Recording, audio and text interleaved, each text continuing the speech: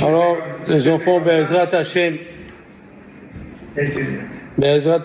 dans la Gemara de Yoma, qui parle de Kippour, bien sûr, c'est écrit que la Teshuvah et Yom Kippourim pardonne que les péchés qu'un homme il a fait envers Dieu.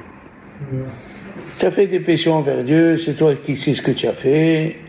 Shabbat, Yom Tov, Kashrut, c'est toi ce qui sais. Et Averot sheben adam lachavero, les péchés qu'un homme il fait envers son ami, enonim halo, c'est pas pardonné. Aït shiten lachavero, jusqu'à qu'il rend à son copain mashela kahmimeno, ce qu'il a pris de lui, virtseu. Virtseu, ça veut dire le consoler, hein, irtseu. Et je vais vous raconter une histoire, qu'est-ce que c'est virtseu. Ça ne suffit pas de dire pardon. Il faut le préparer, le pardon. Moi, j'étais une fois chez un Mekoubal qui s'appelait Rabbi Doudou Akohen. Ah, c'est l'oncle Joseph. Il était de Debdou. Et il est monté en Israël et moi je suis parti chez lui pour apprendre les dynimes de Birkat Kohanim, selon la Kabbalah. Il m'a dit combien de jours tu as? Je lui ai dit 15 jours, j'ai amené un cahier et un stylo. Il m'a dit quand tu auras 6 mois, tu reviens. Mais comme tu es venu, je ne vais pas te laisser partir comme ça. Je vais te raconter une histoire. C'est quoi? Il a dit, Baba Saleh faisait le tour des villages du sud du Maroc. Il est venu dans mon village. Et les rabbins du village et la communauté lui ont préparé un festin. C'est Baba Saleh qui est venu, c'est pas n'importe qui. Alors, ils lui ont dit, il a dit, c'est qui le shochet? Ils lui ont dit, voilà, c'est Rabbi Doudou Akohen. Il m'a dit, donne-moi le couteau. Il lui a donné le couteau. Il a vérifié, il a dit, ah non, j'ai pas faim aujourd'hui. Sous-entendu, le couteau, il est ébréché. Le soir même, il a dit, Rabbi David Akohen, il rêve Rabbi Yaakov Averseran, qui vient dans le rêve et qui lui fait Birkat Kohanim. Ça veut dire, il m'a confirmé que je suis un vrai Kohen. Parce qu'il me fait Birkat Kohanim. D'accord? Il lui a fait Birkat Kohanim. Très bien. Et il me dit, tu n'as plus rien à faire ici, lève-toi, monte en Israël. Je me suis levé, les peu de meubles qu'on avait, et je suis parti à Alger. Et de Alger, je suis venu à Sète, et de Sète, ou Marseille, je ne me rappelle plus, je suis monté en Israël. Et je me suis installé dans la yeshiva de Rabbi Mordechai Sharabi, un grand Mekoubal que j'ai connu moi-même. Il a dit, je ne sais pas combien d'années après, il est venu Baba Saleh à Jérusalem. Il a dit, je veux qu'on m'amène Rabbi Doudou Akohen. Je suis venu, il m'a dit, Rabbi David Akohen, je suis venu, je me suis assis. Les gens, ils venaient, ils lui disaient une bracha arabe, il a dit d'abord le Kohen, il vous bénit, après moi. Et tous les jours, jusqu'à jeudi, ils m'envoyaient un taxi, je prenais le taxi, je venais, je passais l'après-midi avec lui, et après, il me repayait le taxi. Alors, jeudi, je lui dis, arabe, qu'est-ce qui se passe? Pourquoi tu me fais ça? Il a dit, tu te rappelles, il y a des années au Maroc, je suis venu dans ton village. Les gens, ils ont voulu m'offrir des agneaux pour manger. J'ai vérifié ton couteau et j'ai dit, j'ai pas faim, mais pour dire que je veux pas dire que ton couteau, il n'était pas caché. Il était ébréché.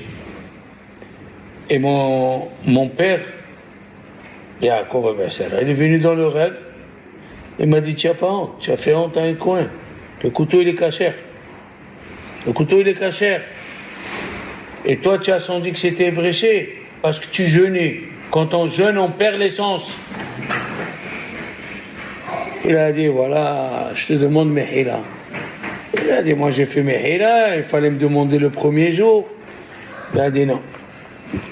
Pour faire Mehila d'abord, il faut calmer son copain, il faut lui faire du kavod. Hein? C'est pas facile la Mehila. C'est comme un homme et une femme, ils se sont vraiment disputés. Hein? Pas une petite dispute, une grosse dispute. Est-ce que tu crois que ça suffit d'aller lui dire, écoute, Nicole, pardon? Tu crois que ça suffit de dire Nicole, pardon, et avec ça, tu crois que tu as fini? En disant Nicole, pardonne-moi, elle te dit, d'accord, tu crois que tu as fini? Faut acheter un parfum, faut acheter un bouquet de fleurs. Mais non, c'est grave. Il faut, il faut l'amener au restaurant. Un bijou. Oui, c'est comme ça il dit à Akadosh Baruch Hu. Akadosh Baruch Hu, il a dit, si quelqu'un il a fait un péché sans faire exprès, il doit amener un korban. Pourquoi il doit amener un korban? Il demande pardon et l'affaire elle est réglée. Non. Des fois, il y a le fils du roi, il s'est mal conduit. Qu'est-ce qu'il dit? Il supplie, les gens ils parlent autour du roi. Le roi il dit, ok, je lui pardonne, mais je ne veux pas le voir à table. Alors, Akadosh Baruch Hu, il a dit, pareil, tu veux reprendre ta place à table, il faut amener un korban. La racine du mot korban, karev, rapprocher. Je t'ai éloigné. Dieu il peut te pardonner parce que tu fais partie du clan d'Israël. Tu fais partie de la communauté d'Israël. Mais s'asseoir avec lui à table, non. Donc le pardon, pour obtenir le pardon de quelqu'un, malheureusement, c'est pas facile.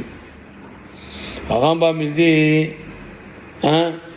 Rambam il dit, il faut aller une fois lui demander pardon. 2 fois. 3 fois. Et chaque fois, il prend des gens avec lui. Chaque fois, des gens différents. Pour qu'il lui pardonne. Parce que l'homme, il est dur. L'homme, il est dur. Et, vous savez comment Dieu se conduit avec la personne? Mida keneged mida. Comme toi tu te conduis, Dieu se conduit avec toi. Tu laisses passer, Dieu aussi laisse passer. Tu laisses pas passer, Dieu aussi laisse pas passer. Le pardon, c'est pas facile. Le pardon, beaucoup de gens à Rosh Hashanah, Kippour, il faut attention avec les mitzvot qui sont envers Dieu. Il fait attention de venir de bonne heure. Il fait attention qu'il a un beau talit, des beaux tefilin. Mais la personne avec qui il a vexé, il n'a pas encore fait Teshuvah. C'est ça. Rambam dit, si on demande 3 fois pardon, faut pas que celui à qui on lui demande pardon, il soit cruel. Faut qu'il pardonne. Il ne faut pas être rancunier. Laissez passer. On est des juifs finalement. On est des juifs ou non? Alors si on est des juifs, on doit apprendre à se pardonner. C'est pas évident. Au moins commencer dans le cœur de pardonner. Il est venu un monsieur avec son père, chez Rabbi Shlomo Livnishen. Et il lui raconte ça. Et le vieille personne, il a dit voilà, je suis tombé dans le coma et j'ai vu mes enfants autour de moi. Ils étaient perdus. Et j'ai vu que je suis monté au tribunal céleste. Et j'ai dit, je ne voudrais pas mourir maintenant. Alors le chef du tribunal, un grand rabbin avec une grosse barbe, il lui a dit, Rabbi Reuven, tout le monde doit partir un jour. Qu'est-ce que je ne veux pas mourir? Tout le monde doit partir un jour, c'est ton heure, c'est ton heure. Tu me suis? Il a dit, ça fait 40 ans que je viens à la prière avant l'heure. 40 ans. Alors les Dayanim, ils se regardent et disent, ok, c'est une bonne chose. Mais ça ne suffit pas. Il a dit, ça fait 40 ans, je viens à l'heure d'étude, tous les jours, au Daf Yomi. Il a dit, très bien, mais ça ne suffit pas. Alors il a dit, mais moi je ne veux pas mourir. Qu'est-ce qu'il a fait? On entend une voix. Ah, Olam Abba, il dit, attendez. Qui c'est qui est venu? Le rabbin de sa synagogue, qui est mort 6 mois avant, il est venu, il a dit, moi je vais le défendre. Allez-y. Quel argument vous développez là de ce monsieur? Quand il y a une dispute dans une synagogue, il ne prend jamais parti, ni de l'un ni de l'autre. Parce que quand il y a une dispute, malheureusement, il y a 2 parties. Un, il dit tu as raison, et l'autre, il dit aux autres tu as raison, et la dispute, elle continue. Il a dit, ce monsieur, jamais il a donné raison à l'un ou à l'autre. Au contraire, il essayait de faire le shalom entre les deux. Il essayait de faire la paix entre les gens de la synagogue. Le Beddin, ils se sont regardés. Il a dit, pour ça, on le fait revivre. Et de suite, il a senti son âme qui est rentrée dans le corps, il a ouvert les yeux. Oui, c'est pas facile. Il y a un monsieur, écoute bien, il a raconté le Rav. Il y a un monsieur, il a eu mal au pied. Un Ashkénaz, gentil, il a eu mal au pied. Il a fait des analyses et tout ça, on ne sait pas ce qu'il a. Il n'arrive pas à marcher. Il a dit, le docteur, peut-être c'est une maladie intérieure qui provient du cerveau. C'est grave, monsieur, si on ne trouve pas. Il a appelé son Rav en Israël. Un Rav en Israël. Il l'a appelé. Il lui a dit, est-ce que tu as parlé du mal de quelqu'un ces temps-ci? Il a dit non. Il a dit, c'est pas possible, réfléchis. Il a réfléchi et il s'est rappelé qu'il a parlé du mal de Rav Ovadia Yosef. Il a dit, qu'est-ce que je fais? Il a dit, je vais te dire ce qu'il faut faire. Tu es aux États-Unis, tu ne peux pas marcher, tu ne peux pas venir. Il a dit non. Tu vas payer 10 personnes qui vont sur la tombe de Rav Ovadia Yosef, qu'il prie, qu'il te fasse mehila. Et à partir d'aujourd'hui, tu te mets à lire les livres de Rav Ovadia Yosef. Il a fait pareil. Il a fait pareil. Il a envoyé 10 personnes qu'il a payées. Ils ont demandé pardon en son nom. Il s'est mis à lire les livres de Rav Ovadia Yosef. Il boitait plus. Fais attention. Ma belle-mère, grâce à Dieu, elle est vivante. J'ai connu son frère. Son frère, c'était un boxeur. Avec un coup de poing, il a tué un goy. Parce qu'il lui a pris la place et il lui a dit sale juif. Un coup de poing, il a tué. Il est passé avec l'avocat, c'était juste après la guerre, il a réussi et il a guéri. Mais un jour, il était à table avec son père et sa mère. Et son père, le pauvre, il était résistant, il a fait la guerre. Dans une région à côté de Marseille, je ne sais pas, j'ai oublié le nom. Humile. Je sais pas, un compte de travail. La cravache, pas la cravache, non. Hein?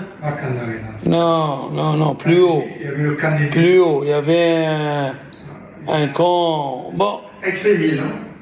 En Ardèche. À l'Ardèche. C'est pas ici. Et lui aussi, le pauvre, il n'était pas net. Il a vu ce qu'il a vu, il a combattu.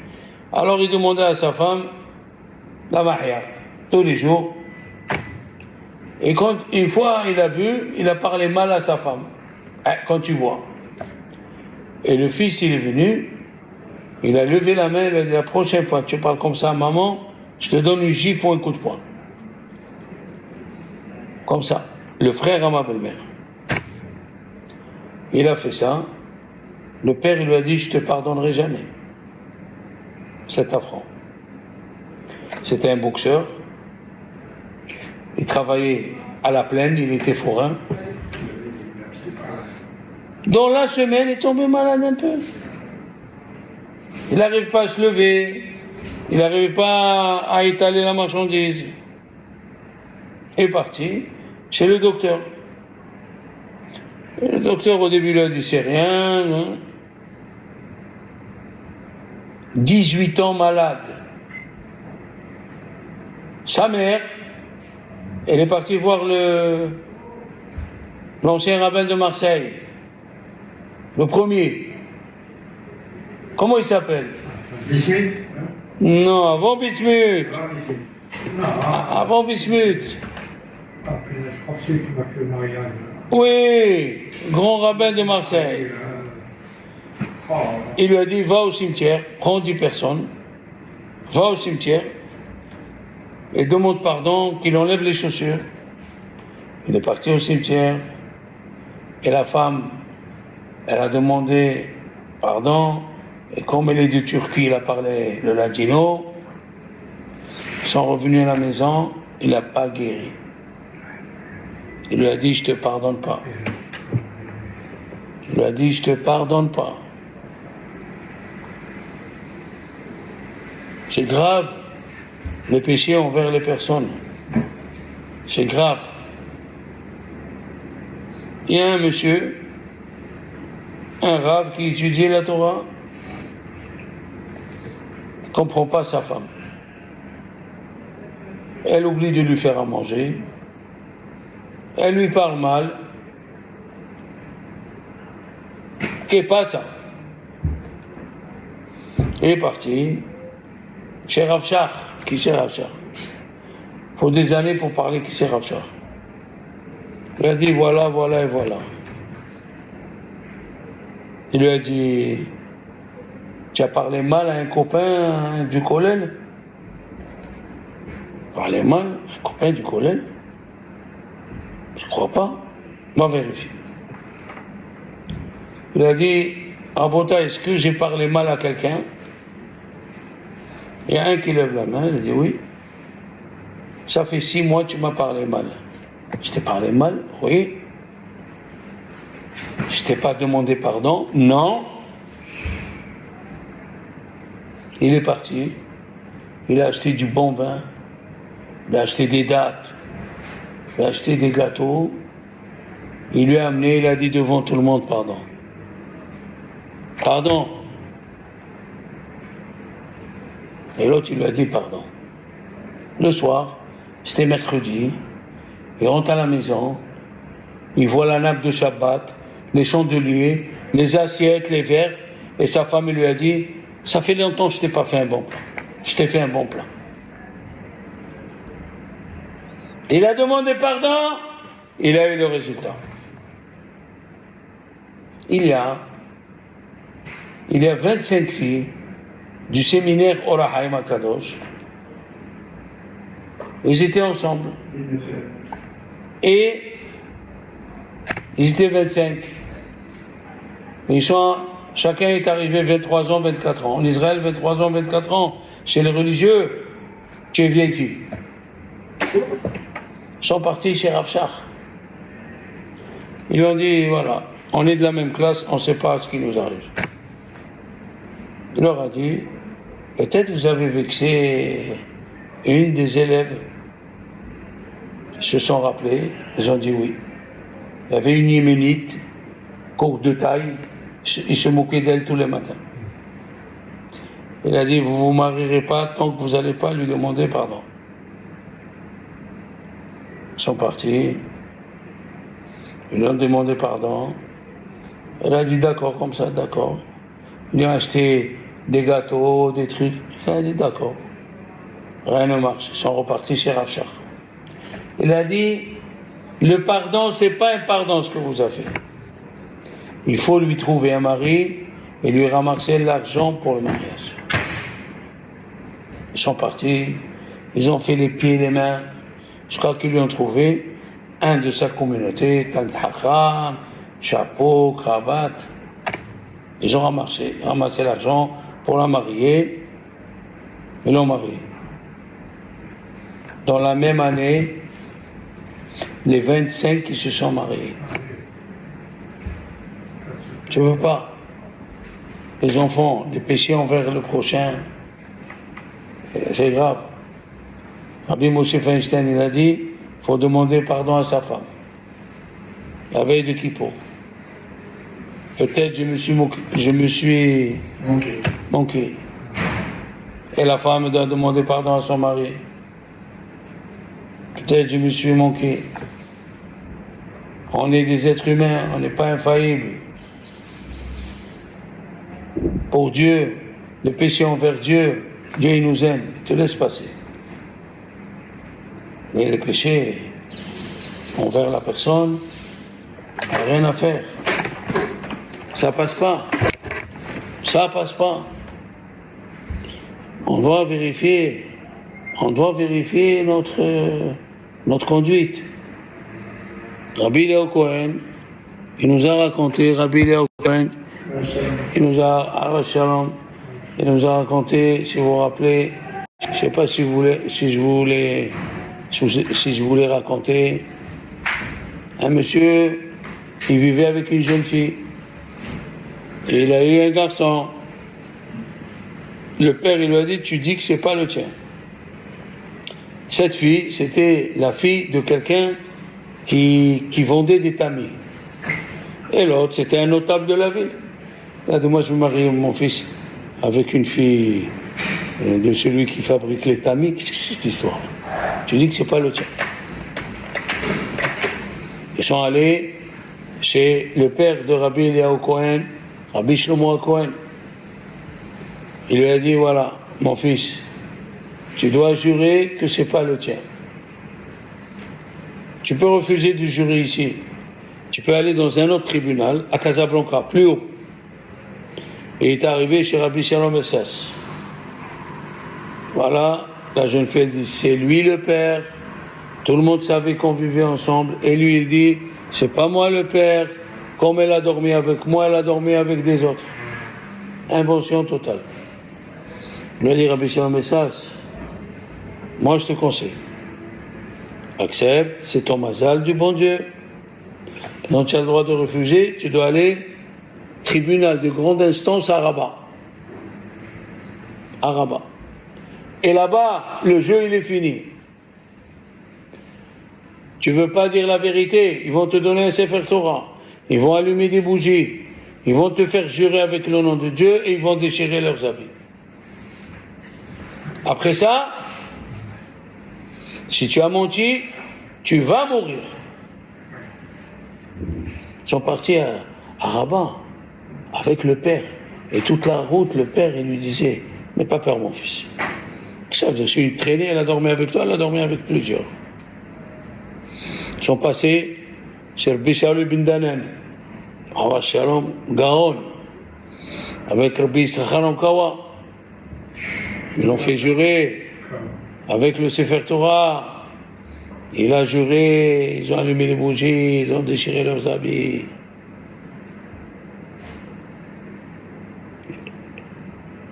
L'affaire, elle est finie. Il sort du tribunal, lui et son fils. Il prend la Mercedes, à l'époque, c'est qu'il y avait une Mercedes, parti dans la route pour retourner à Mazagon. Dans la route, un camion semi-remorque, il a les monté sur la Mercedes. Ils les ont trouvés écrasé.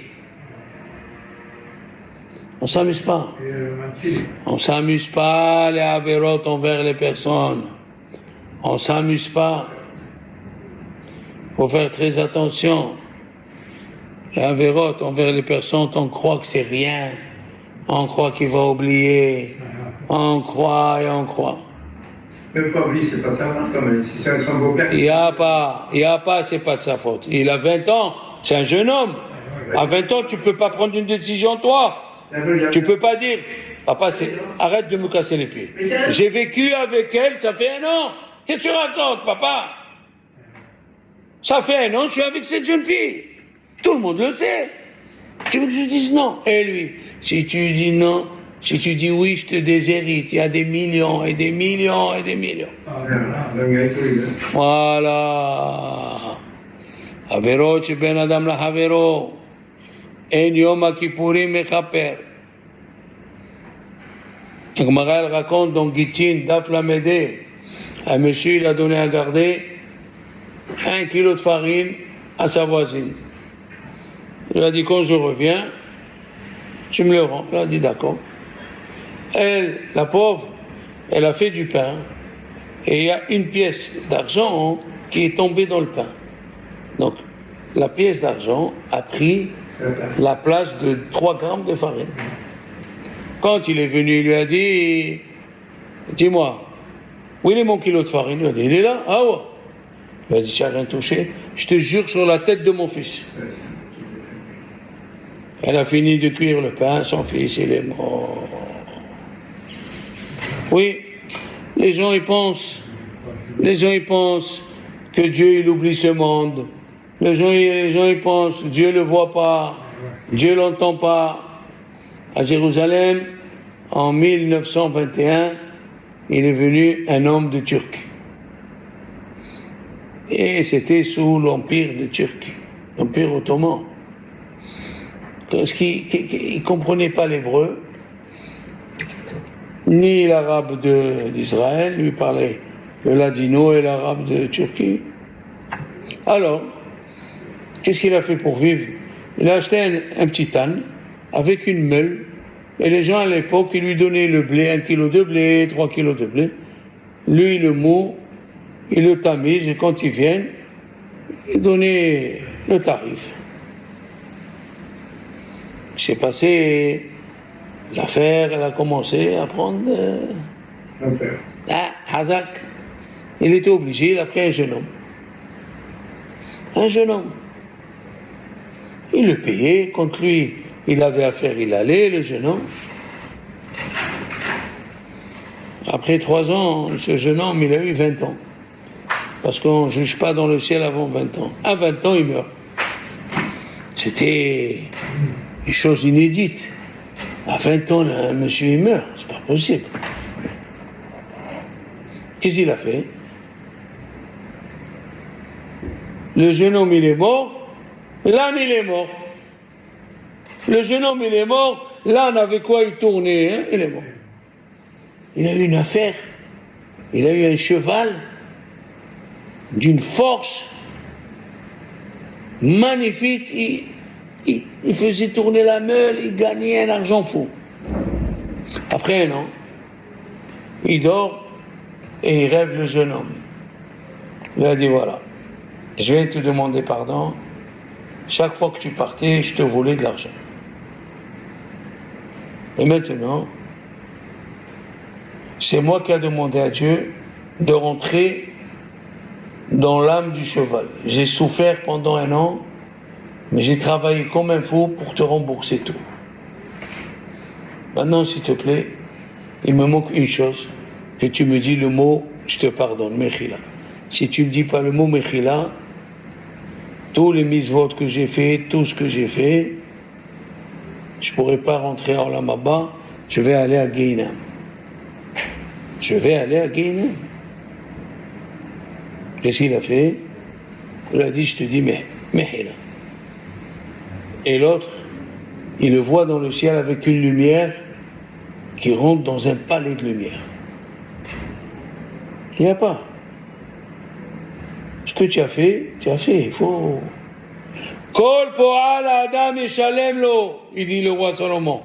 Tout ce que tu fais, tu seras payé. Kol po'al adam yeshalem lo. Tu as fait une mission en cachette, tu as créé une lumière dans le ciel, dans ton Olam Haba, tu ne peux pas t'imaginer. Tu n'avais pas de l'argent et tu as donné de la tzedaka. Tu as créé une lumière, tu ne peux pas t'imaginer. On pense, on croit qu'en allant à la veille de Kippour, le Shalach Tzibour il se lève, surtout chez les Juifs de Syrie, il dit pardonnez-vous, dites Mechila l'un à l'autre. Et tout le monde dit Mechila.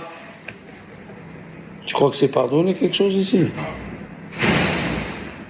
Les gens, ils ne se sont pas parlé. Je connais 3 frères. Ils ne se sont pas parlé à cause. 3 frères qui ne se sont pas parlé à cause que les belles-sœurs, ils ont dit un mot de l'autre. Un mot! Un mot de l'autre, il lui dit, il comprend rien du tout. Et qu'est-ce qui s'est passé? Qu'est-ce qui s'est passé, malheureusement? 18 ans, ils ne se parlent pas. Pour un mot. Qu'est-ce qu'il y a? Tout le monde, il laisse un mot échapper. Ben, Hashem. On prend conscience de ce qu'on fait. On prend conscience que chaque mot qui vexe, c'est une épine dans le cœur de l'autre.